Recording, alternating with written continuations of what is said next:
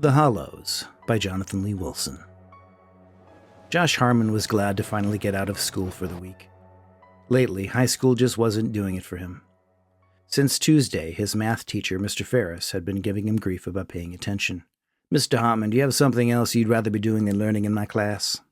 "Sorry, Mr. Ferris." He didn't mean to drift off while Mr. Ferris was talking, but it was hard to keep interest in formulas and equations when he just wanted to create stories. Who needed algebra anyway? He doubted he'd have any use for it while he wrote the great American novel by the time he graduated from Woodrow Wilson Junior-Senior High School. 5 more minutes, and he'd be home.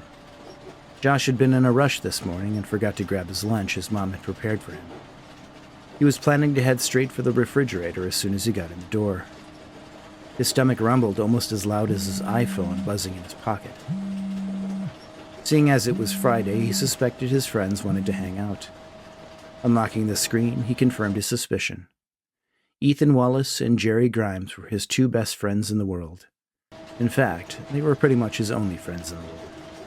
Ethan, a tall, gangly-looking kid with curly red hair, was the brains of the group. Jerry, a stocky kid with a love of band t-shirts, was the adventurous troublemaker of their little gang. Josh, with the vivid imagination of a writer, managed to keep his friends entertained with his tales of adventure. "Are we hanging out tonight?" messaged Ethan. 3 dots wavered as Jerry wrote his reply. "Yes, I'm all for it!" He had a habit of yelling in the group chat. His punctuation left something to be desired as well.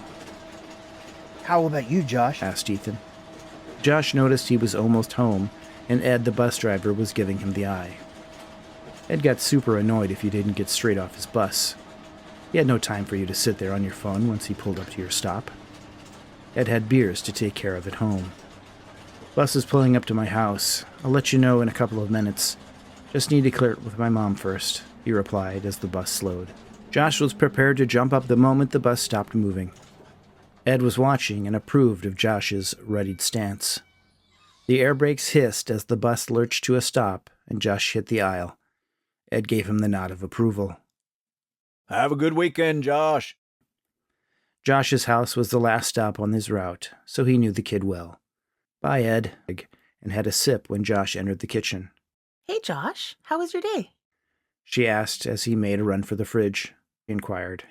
"Let me check," said the disembodied voice from upstairs. Josh took out his cell and noticed 12 missed texts from the guys. "Sorry, still checking with Mom. Where are we hanging tonight?" he said under his breath as he typed. The phone buzzed as Jerry's reply popped into the chat. "The woods! I want to go to the woods!" Ethan followed with, "Woods! Woods! Woods!" Even Ethan was surprisingly using capitals for that one. Josh felt a knot in the pit of his stomach. He was well aware of his mom's feelings about the woods. 2 summers ago, his parents were part of the group of volunteers who searched for Amy Daniels. The poor girl had been playing hide-and-seek with a group of friends.